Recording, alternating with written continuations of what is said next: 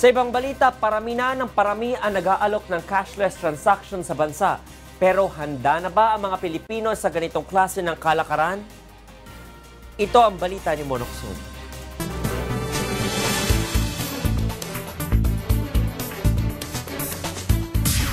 6 sa 10 Pilipino ang gumagamit na umano ng cashless payment sa kanilang pakikipagtransaksyon batay sa Visa 2017 Consumer Payment Attitude Survey. Mula sa 46% noong taong 2015 ay umangat ito sa 54% noong 2017. Isa ba itong patunay na papunta na ang Pilipinas sa cashless transaction? Ayon sa Bangko Sentral ng Pilipinas, maganda itong senyales dahil mas lalo nito napapaginhawa ang buhay ng mga Pilipino.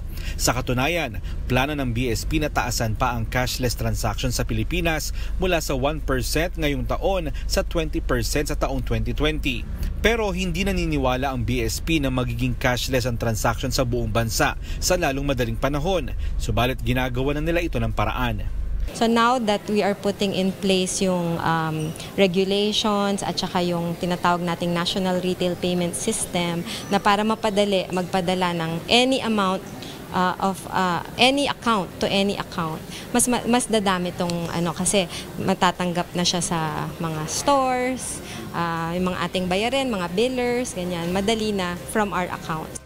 Ayon sa International Data Corporation, umaabot sa mahigit $700 million ang halaga ng cashless na transaction ng mga Pilipino ngayong 2018 at inaasahang tataas pa ito sa mahigit $1.7 billion sa taong 2021.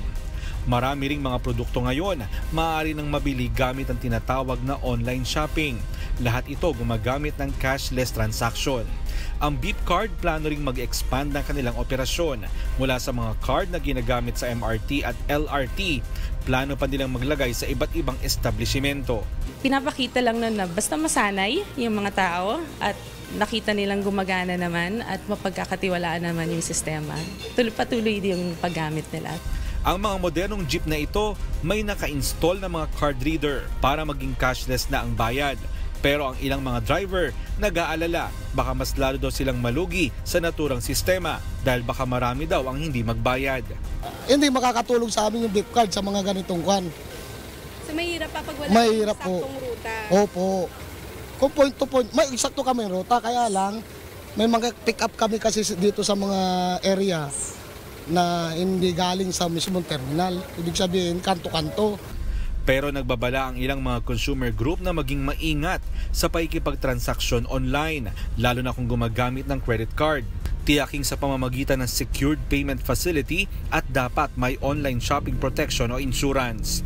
Huwag gumamit ng credit card na may mataas na credit limit sa online shopping. Kung credit card ang ginamit mo, meron kang statement of account, tignan mo baka may makapasok yung tinatawag dyan na compromised amount.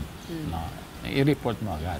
Sa susunod na taon ay papasok na rin sa bansa ang iba pang kumpanya na nag-aalok ng cashless transaction. Mon Hokson, UNTV News and Rescue, Makati City.